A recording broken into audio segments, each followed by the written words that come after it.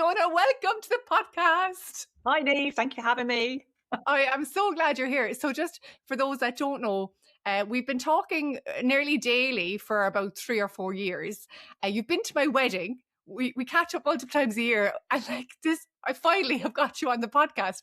But it's because you're so busy with clients and stuff. So I'm delighted to have you here. Do you want to take a minute to introduce yourself to the listeners and then we'll get right into it? Yeah, my name's Fiona Walsh. My business is Empower Presentations, and I am a PowerPoint MVP. That's Microsoft Most Valuable Professional, and I'm the only one in Ireland, which is great, and one of about 50 around the world, I think. So I'm a Microsoft trainer, but I specialise in PowerPoint training, and my background is in corporate. So I have over 25 years of working in corporate in various different roles, coming across various different issues with PowerPoint and scenarios of using it. I got into PowerPoint training when I worked for a large company and was IT manager and was hosting internal events and also helping people from R&D go and present their findings in global conferences. And that's how I kind of got into my niche at PowerPoint.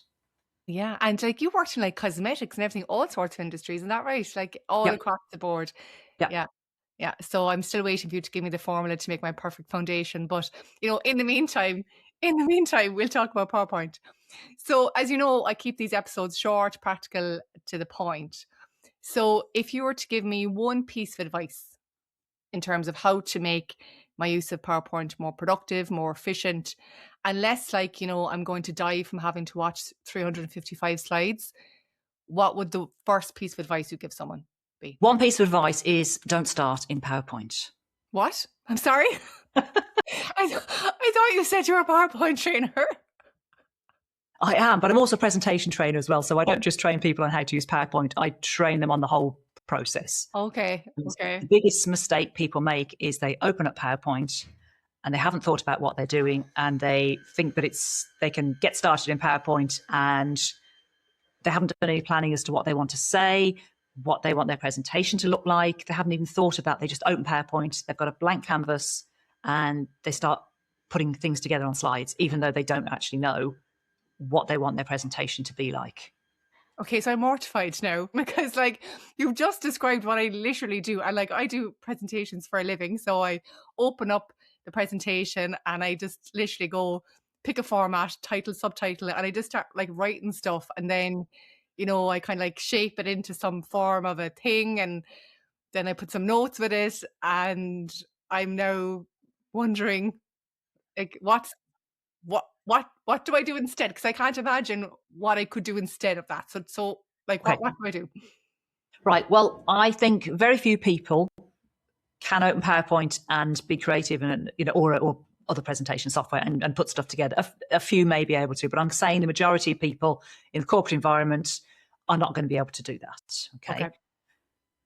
So let's think of an analogy of, say, building a house. Would you go out and just buy a ton of bricks and start putting bricks together? You don't know, you haven't done any foundations for a start. You don't know how high your house is going to be. You don't know what floor space. You haven't even thought about the design or what it's going to look like. You're not just going to start putting bricks down, are you? We'll say no. I feel like in this story, the Three Little Pigs, I'm the pigs whose house got blown down straight away. But of course, no, you wouldn't, because it's ridiculous. It's a waste of time. Exactly. Everyone will be laughing at you, saying, "What are you doing? You don't know what you're doing here. You can start and just lay bricks just for the sake of laying bricks." And it's the same with PowerPoint. So the way I advise people to start is to either have Post-it notes. Okay. Where you could write ideas down. Okay. Now, I'm not suggesting you're going to do this, by the way, for every presentation, but if you've got a big presentation, an important presentation, it might only be 10 minutes, but it might be to the executive team, and it might be a big update that you need to maybe secure funding for a project or something like that. Do you know what I mean? Or get people to take action. So I would be looking at Post-its and, putting ideas down. I would be, first of all, thinking of a hook. So what are you going to do to get your audience listening in the first place? You can't just start your presentation by saying, "Hi, my name's Fiona and I'm talking about," do you know what I mean? You can't start like that because you could lose people. If they've got a whole day of presentations, they'll be like, "Oh God, another presentation." Switching off. You want to get people's attention. You need to get a hook to get them engaged. So I need to stop there now so that the people who are listening kind of get that point, because I didn't expect you to say any of this, but the hook idea. So we know on social media, like when people are putting up content, they put hooks up, like on Instagram, TikTok, LinkedIn, YouTube. And so I'm aware of the concept, but what's interesting is you're saying actually, if you're presenting to your colleagues, you also need to hook them. So it's not just for, content creators and stuff. It's every single employee who's creating a presentation that they have to hook whoever's watching the presentation from the beginning. Is that right? Yeah. Yeah, I'm going to give you an example here. My daughter did her first secondary school project recently. So she's in she's in second year. So she did her first project and she picked a topic, which is something she's interested in, swimming. She's a competitive swimmer. And she worked really hard in the presentation and she came to practice in front of the family. So she stood in front of us and she said, "Hello, my name is Martha and I'm going to talk about," and I went, whoa, stop. I said, "I know you've done lots of practice, but you can't start like that." She was a bit upset with me. Thanks, Mom.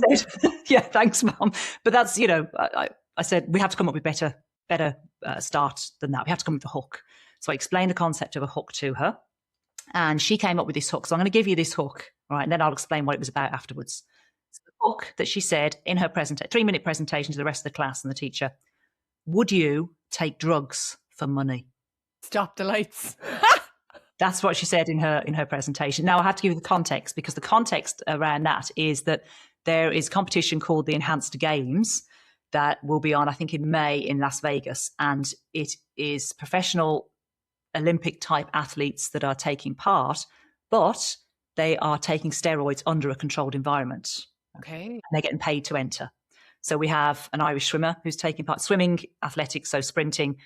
I think it's 50 freestyle for swimming. I think it's 100-meter sprint for athletics. And we've also got weightlifters as well taking part. So it's 3 sports. Okay. And we have some Irish people, definitely one Irish swimmer taking part. And they're getting paid, I think it's $150,000 to take part. And there's various bonuses if they win or break world records. Okay, nice. So her presentation was about that and pros and cons, basically, of what she was thinking of that as a competitive athlete herself. But the point was, what a great hook. What a great hook. She brought a question that she'd probably ask towards the end of the conversation, really, and she brought it right up to the front. Yes. And yeah. I'm guessing, because I know you're also very good at, and you do a lot of work in the co-pilot area, not to get ahead of myself, but I'm guessing if someone here is listening and if they're struggling with the whole concept of hooks, like if it's not something that you're used to doing, or you're kind of wondering how to apply it to a work context, like how do you do that for a quarterly finance update kind of a thing, I'm guessing Copilot and those tools can help you once you have the foundation, the scaffolding of your presentation. They can help you with that. Would that be right? Yeah, absolutely. If you Copilot on Android, I think it's on iPhone as well, has a new feature now which is called Speak, so you can have a dialogue. Oh, handy. You can say, this is the concept that I'm doing. You can talk to it, have a good chat with it, talk about this is what my presentation, this is what my ideas are.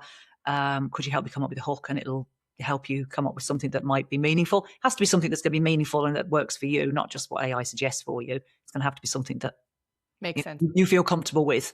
Yeah. Yeah. So I've not gone to Woody's and bought loads of bricks. Okay. I've stopped, right? Instead, I've gone to buy Post-it notes. So I've got my ideas out, loads of Post-it notes all over the desk.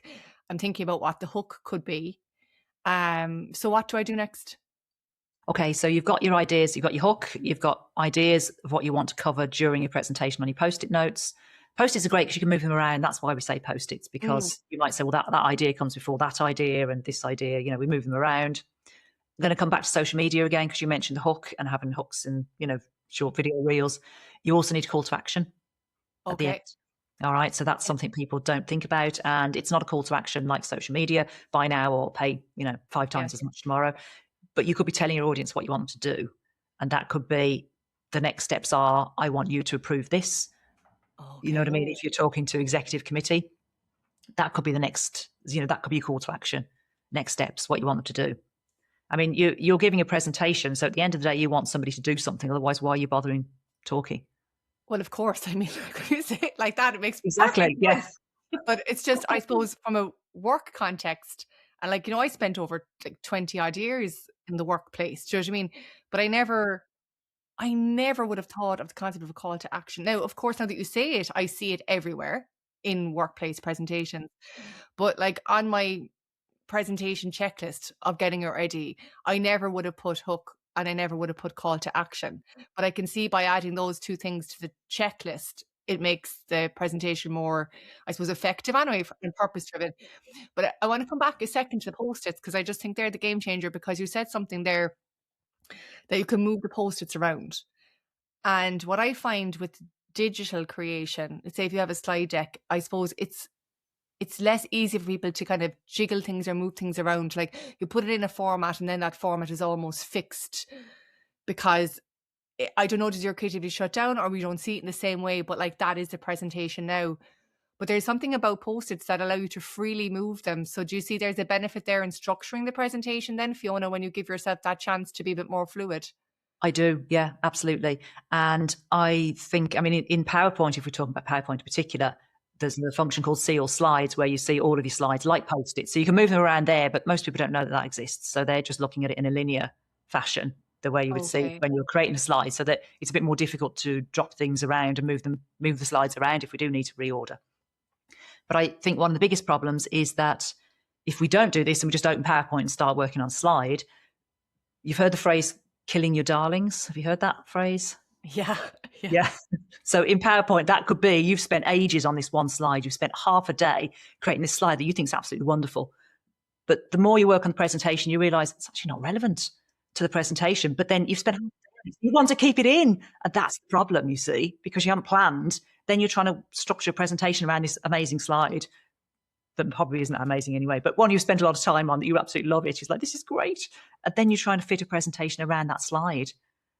And that then means that you aren't really thinking of what's best for the audience and what's best for the message you're trying to get across. And that's one of the I common. feel this should be a private PowerPoint therapy session and not a podcast that I'm going to share, just because I feel like you're speaking directly to me, Fiona, like, which is obviously great. And I hope that those listening, I bet you there's loads that feel the same as me, really called out on this. And like, just so people don't feel a bit guilty, we have to remind people, look, everyone falls into these traps because you're at work, you're busy, you're trying to get things done. Very few people get, like, whatever about tool training, like PowerPoint training, but like you have that distinction there, like training on how to create and deliver presentations, which is far more than the tool. Because all the things we've spoken about so far, like I use Google Workspace and I use Canva and I use Apple Keynote. I go across all of them, and they all have those basic functionality, but it's how you use it is what's important. So like, let's decide we're going to go back to basics and say, look, do you mind all the presentations you created before now? If you've one coming up next week, what can people do maybe in 30 minutes? So it's not going to add loads to their workday, but it's actually going to make a very tangible difference to the quality of that presentation. And more importantly, to get people to show up to the next presentation you're going to deliver. Do you know what I mean? So they're not dreading you coming with the deck, that they're actually looking forward to what you have to say. So what can people do? When you say in 30 minutes, do you mean 30 minutes of planning? Yeah, 30 minutes of prep. Yeah. So 30 minutes like that they wouldn't have spent before, that might save them time later or might create more impact. But like, we don't want them to be spending hours trying to, as you said, do loads of work, because that has its own cost. Yeah. Well, definitely you've got your planning stages there where I'm talking about thinking about a hook, thinking about how you're going to wrap up. That's the most important thing. Never finish with a question slide, ever. You can have a question slide, but you always finish. Never finish with a question slide. Not if you're standing up presenting. If you're training, it's a different scenario. If you're standing in front of a group of people and you're expecting, you're actually presenting, so you're not expecting to be maybe interrupted, and you ask for questions. Have you ever seen, I'll ask you the question then, Neve. Have you ever seen a scenario where someone's been presenting, maybe at a town hall, something like that?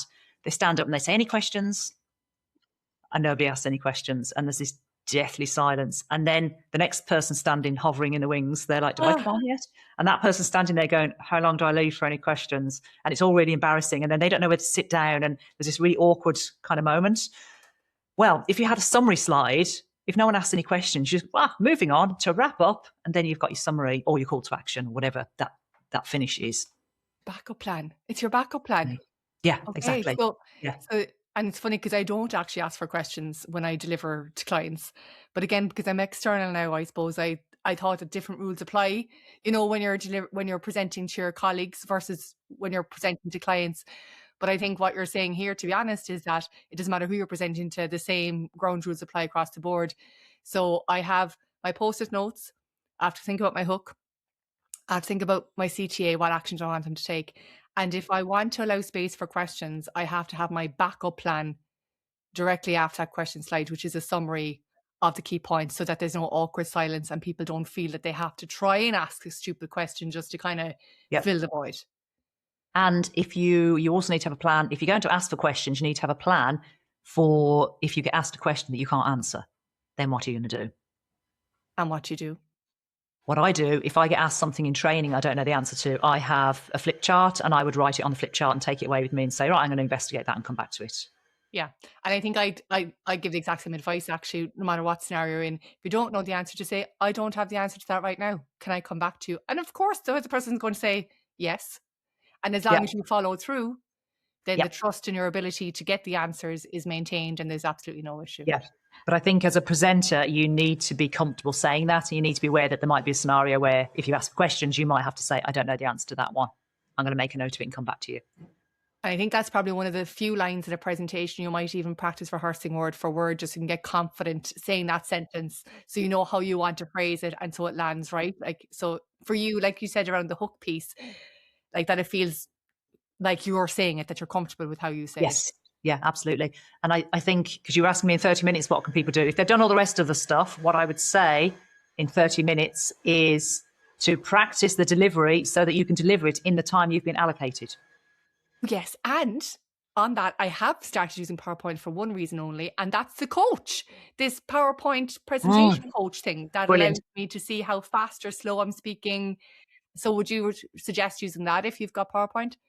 I would. So yeah, presenter coach, I think it's called, is absolutely amazing. That's really, really good. You can get live feedback while you're presenting. As you said there, it tells you slow down, which is usually me because I speak fast, or gives you feedback on filler words and other things. There's also a feature called rehearse timings. Okay. You have a very, very strict timeline. Let's say you have 10 minutes to present for, and it's very strict. That's a great tool because you can practice the presentation, go through the presentation, and at the end, it will tell you how much time you spent on each slide. If you need to cut time, you know where that's been. Now, this is right at the end. This is when you've got your, I'm not going to say script, but you know what you're going to say. You've got your slides ready and you're just doing this before finishing up. That's a really powerful tool. I'm working with a lecturer from UCC at the moment on a big research grant that he's applying for, and he's got 10 minutes. There's 4 days of presentations, so 40 applicants. I think there's 10 people maybe get the grant. And the first thing I said to him was, how long's the presentation for? 10 minutes. And I said, are they strict? And he said, yes, you absolutely get cut off after 10 minutes. So I said, right, this tool's going to be good. Excuse me. This tool's going to be really good for you because maybe you've got 8 minutes, you can flesh out that one because you haven't spoken much about that slide. Or the other way around, you've got 12 minutes, you've got to cut 2 minutes from somewhere. And you could say, well, I spent 4 minutes on that topic, that's too much. Therefore, I need to cut that topic down or make that a bit more succinct when I'm actually delivering the presentation. Yeah, and I'm just thinking through different work scenarios there. Like, we talk an awful lot about meetings, about like good meetings, effective meetings, and just respecting other people's time. And so this idea of maybe holding ourselves accountable to being, more timely presenters, like, obviously it's good for you to develop that skill, but also you're respecting your audience. And then again, when you have to come to them with the next idea, they trust you when you say this will take 10 minutes. So they're more likely to accept the invite to be presented to. Yeah. Absolutely. And also then you've got tools in PowerPoint when you're delivering where you can keep an eye on the time. So you can see you're on track with the time. And if you're not, you can navigate to the end slide again in PowerPoint without showing the ones in between. So you can kind of wrap up then and people don't know that you've missed a few slides out, which is also very nice. And you can finish on time, as you've said, respecting their time, which I think is very important because if you're somebody that goes over when they're presenting, what's going to happen? There's a presentation from that person. Everyone's, oh God, we're going to be 10 minutes over here today. And, they're switching off already because they know it's a long presentation. Absolutely. It isn't going to be the time that you've said. Come here. Like, obviously I know what you do because we talk, as I said, most days, but like to try and condense it into 20 minutes for the basics, I'm blown away. I am blown away. I'm so glad you decided to join me. I'm delighted that we're able to cover so much. And I know it's not everything, but I think it'll make a real difference, to anyone who wants to try and take those steps. I have Post-it notes. They're in the drawer. So I think I'm just going to take them out and see how I get on. But Fiona, thank you so much. Will we put the details of where to get in touch with you in the show notes in case people want to follow up after? Anyone who does training or anything like that, would that be helpful? That'd be great. Yeah, LinkedIn's the best place to find me. Brilliant. Brilliant. Well, we'll find you there. And listen, you're an absolute joy. Thank you so much for coming. Thank you. Thanks for having me. Okay. Talk to you soon. Thanks, guys. Bye. Bye.